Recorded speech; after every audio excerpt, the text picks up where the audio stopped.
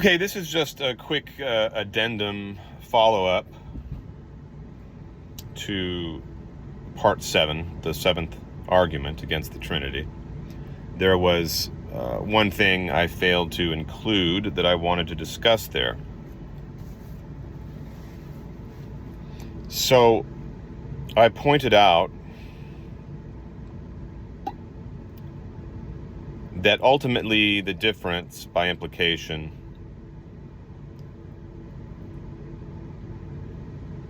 between the divine nature and the hypostases or persons in Christian theology, in that person and nature are distinct, and that the Trinity is indivisible, and therefore persons cannot be parts of the divine nature. The distinction would have to lie in the fact that the divine nature is substantial, whereas the hypostases are insubstantial. And I pointed out that this creates an absolute, unbridgeable divide, an oppositional duality within God. Picking up from that point,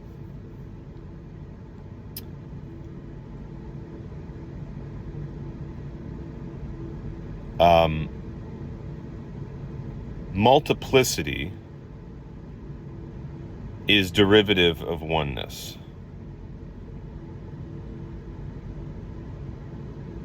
Not the other way around. Oneness, right, doesn't come from multiple independent things or independent principles or existences. Multiplicity derives from an ultimate oneness or unity.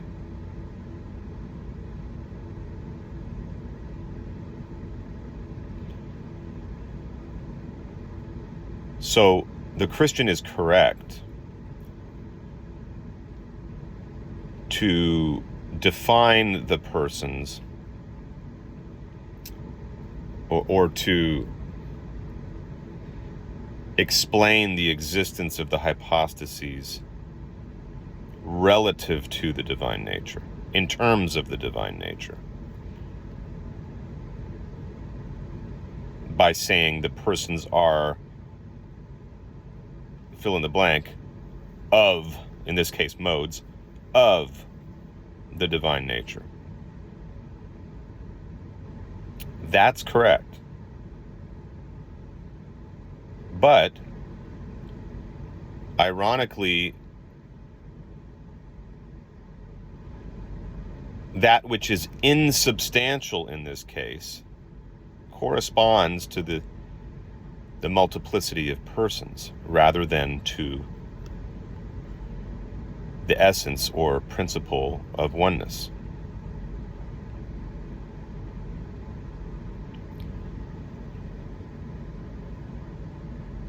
But non-substance is more ultimate than substance. And we see this with the doctrine of creation. Pure spirit is followed by matter in creation. Substance proceeding from non-substance.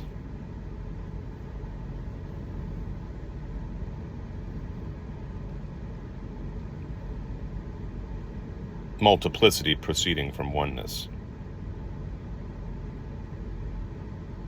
or pure divinity.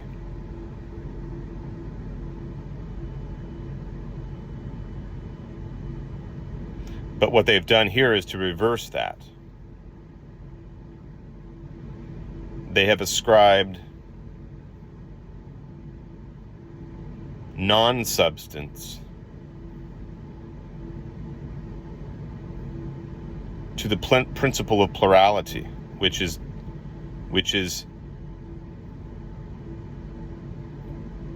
explained in terms of the divine nature.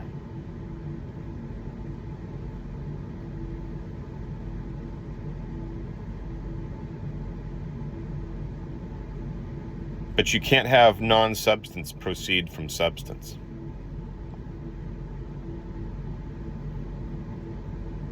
You can have substance proceed from non-substance in a non-dual dharmic sense of the term.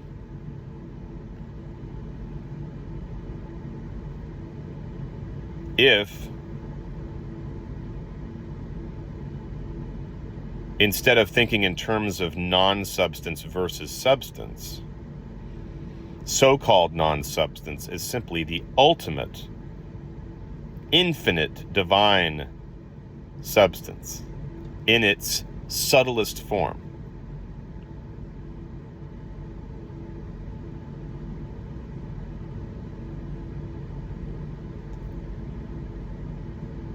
When frequency or vibration becomes lower and lower and lower and lower,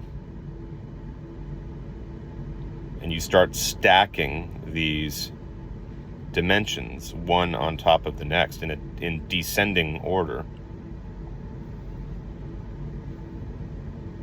you arrive at physicality, or the more coarse or gross level of substance.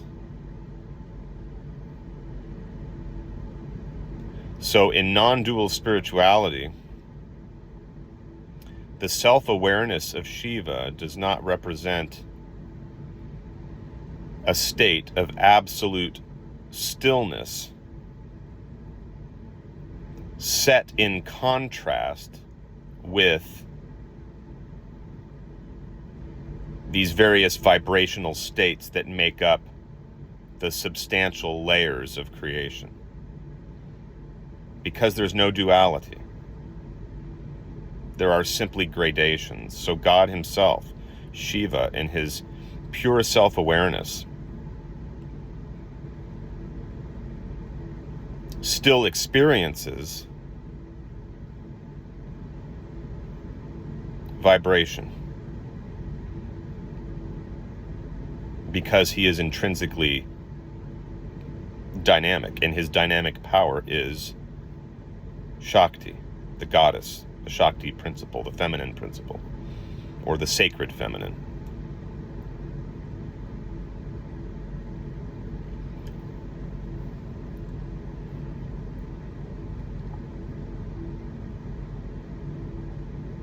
Or you can call her Isis or Sophia or whatever the tradition chooses to call her, or simply the goddess.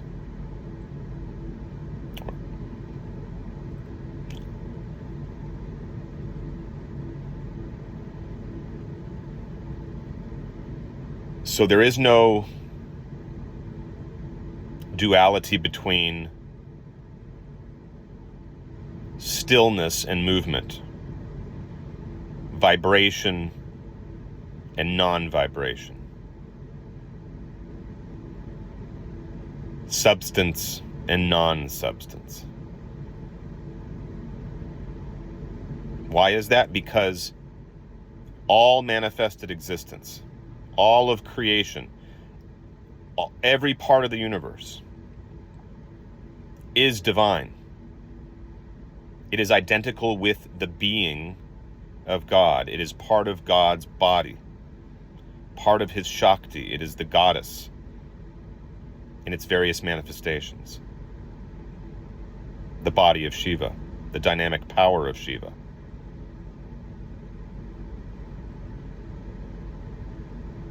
But she is co-eternal with him, because she exists with him even before even before creation in its manifest state is known and experienced. Because she is that subtle pulsation of Shiva that exists before the various descending emanations enter into manifestation.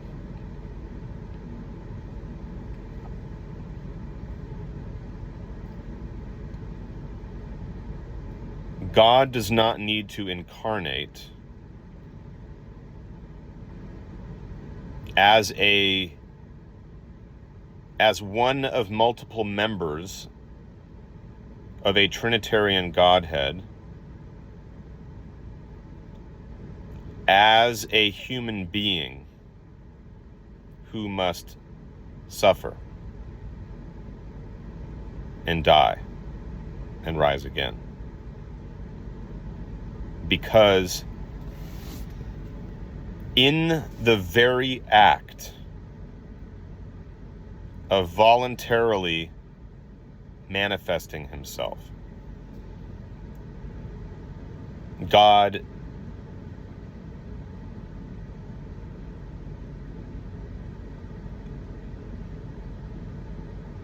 is performing the ultimate act of kenosis, or sacrifice. By being embodied in this universe, he chooses to lower himself such that he experiences every possible modality of pleasure and pain, joy and suffering, through the infinite vantage points of localized embodiment, which are his conscious creatures. Animal, vegetable, mineral, human,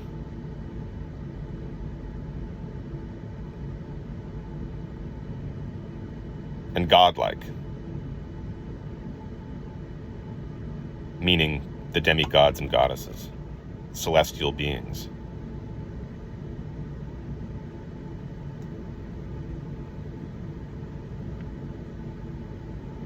The act of manifestation is a sacrificial death.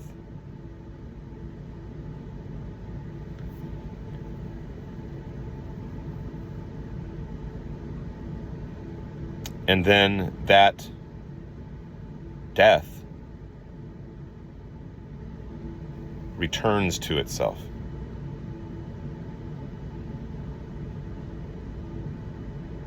As creatures go through many, many cycles as part of this spiraling process of return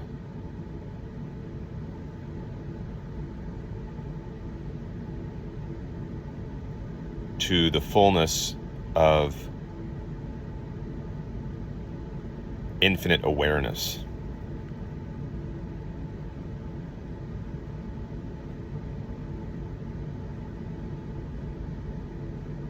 It's an exhale and an inhale.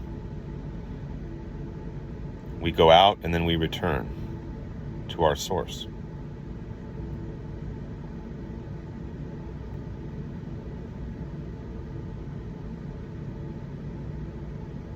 So I just wanted to clarify that one point mainly. That obviously, if we're speaking in terms, if we're contrasting substance and non-substance, clearly non-substance would trump substance.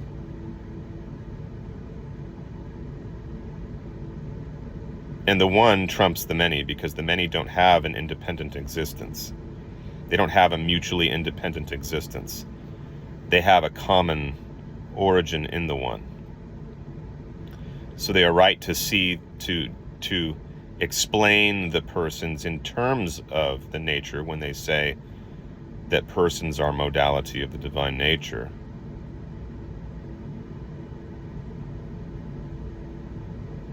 But you can't say that there is any sense in which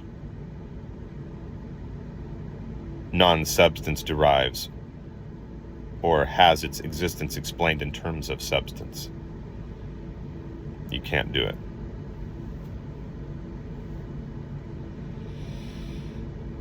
You can say that that substance,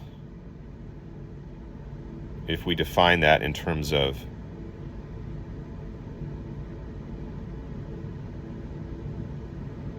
the power of God, the body of God made manifest,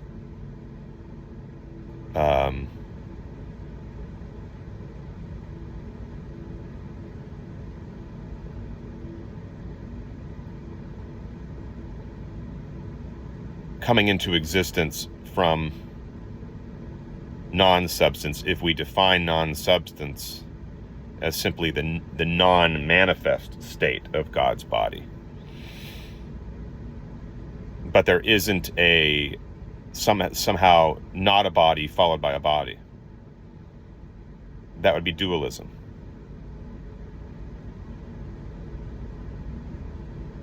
There are simply extremely subtle levels of reality or vibrational realities preceded by less subtle frequencies or vibrational dimensions or realities or realms.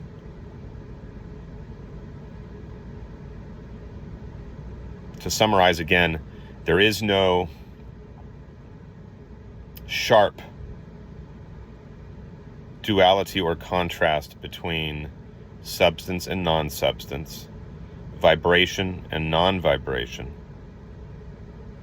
or stillness and action, movement, dynamic power. There are only gradations of vibration.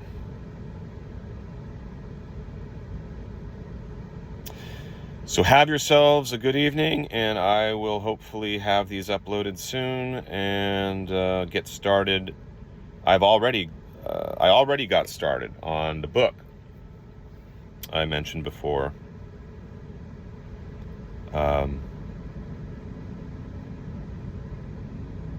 That seriously calls into question the Christian commitment to the resurrection of Christ from the grave physically. I'm only going to be covering parts of that book, the ones I consider to be most noteworthy. I've already done kind of like a 4-part to the first chapter. I'm getting closer to finishing the first chapter. And I want to merge those videos into one. So, yep, that's what I'm working on now, and hopefully I'll have those up soon.